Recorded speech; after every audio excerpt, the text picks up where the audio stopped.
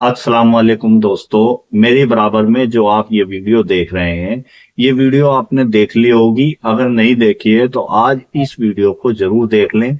ये हिंदुस्तान के मशहूर और मारूफ लीडर असदुद्दीन ओवैसी साहब हैं। इन्होंने जो है मुसलमानों के बारे में या हिंदुस्तान के आदिवासियों दलित पिछड़ों के बारे में नागरिकता के मुद्दे पर क्या बात कही है। सबसे पहले आप इस वीडियो को देखिए और फिर हम बात करते हैं। में जो इलेक्शन कमीशन की जानिब से इंटेंसिव रिवीजन के नाम पर जो वोटर लिस्ट अब बनाई जा रही है, मैं तेलंगाना के आप तमाम लोगों से, खास तौर से भारत के गरीबों से, चाहे वो किसी मजहब से उनका ताल्लुक हो, खास तौर से मुसलमानों से, दलितों से, आदिवासियों से ये कह रहा हूं कि आप तैयार हो जाइए।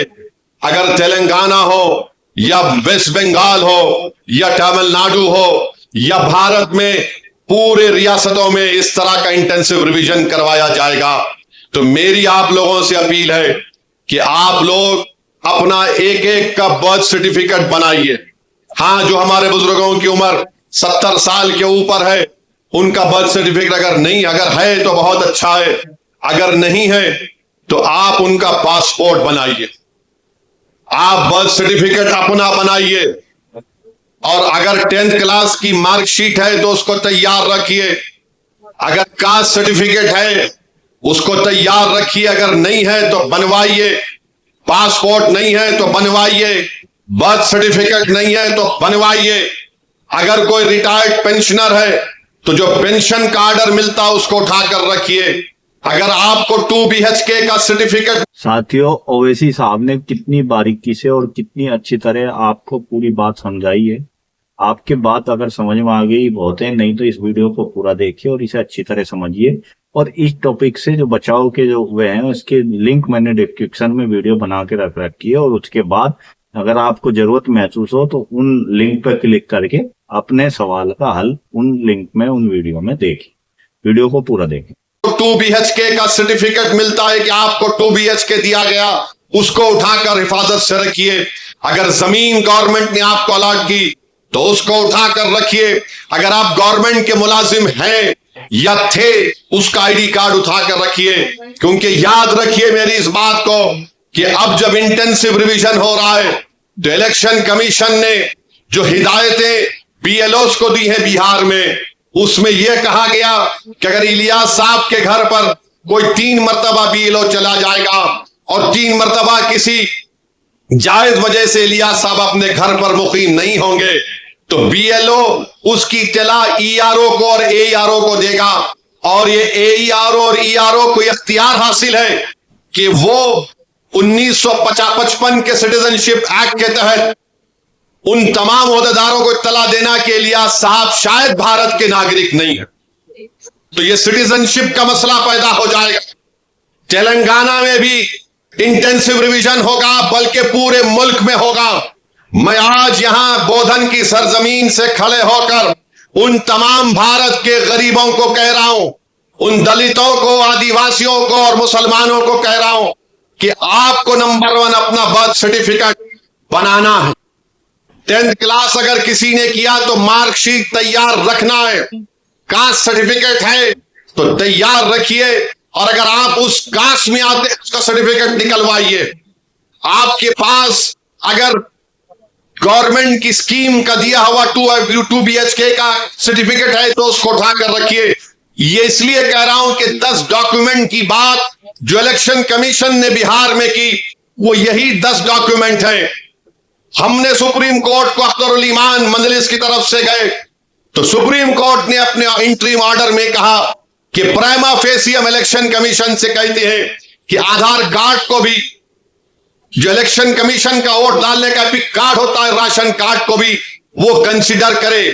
तो ये जरूरी है, याद रखिए, जब तेलंगाना में या आपके किसी रियासत में ये इंटेंसिव रिवीजन होगा तो आप परेशान होने की जरूरत नहीं, अभी वक्त है। पासपोर्ट बना सकते हैं, दबा के पासपोर्ट बनाओ। बर्थ सर्टिफिकेट नहीं है तो बर्थ सर्टिफिकेट बनाओ। कास्ट सर्टिफिकेट है या नहीं है, आप आते हैं उस कास्ट में तो उस कास्ट सर्टिफिकेट को बना के रखो। याद रखो मेरी इस बात को अगर आपका नाम वोटर लिस्ट से निकल गया तो मोदी को सबसे ज्यादा खुशी होगी। क्यों खुशी होगी? क्यों खुशी होगी बताता हूं मैं आपको। आपका नाम जब तक वोटर रहा, जैसा हम अब मोदी से सवाल कर रहे हैं, बताओ गरीब गरीब क्यों होते जा रहे हैं, दौलतमंद दौलतमंद क्यों हो रहा है? तो मोदी ये नहीं चाहते कि कोई उनसे सवाल करे।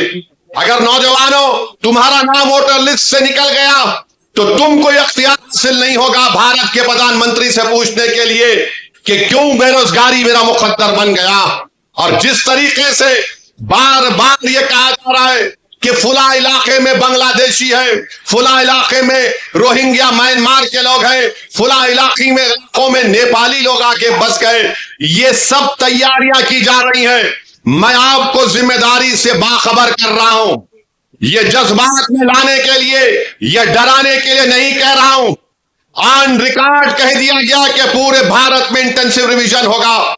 और तेलंगाना में जो लास्ट इंटेंसिव रिवीजन हुआ था, मेरे ख्याल से अगर मेरा हाफिजा सही है तो 2007 में या फिर 2002 में हुआ था। मगर ये चीज की तैयारी करके रखिए। मैं भी रशादी साहब से बात कर रहा था कि हमको अनकरीब में तेलंगाना में हमारे सदर साहब की मौजूदगी में, उनकी क़यादत में एक मीटिंग करके हम तमाम तंजीमों के जिम्मेदारों को बुलाकर हम उनसे अपील करें, बल्कि हर जुमे के खुतबे से पहले जो लोग मस्जिदों में वाज करते हैं या बयान देते हैं, मेरी आपसे भी अपील है कि आप लोगों को बाखबर करिए।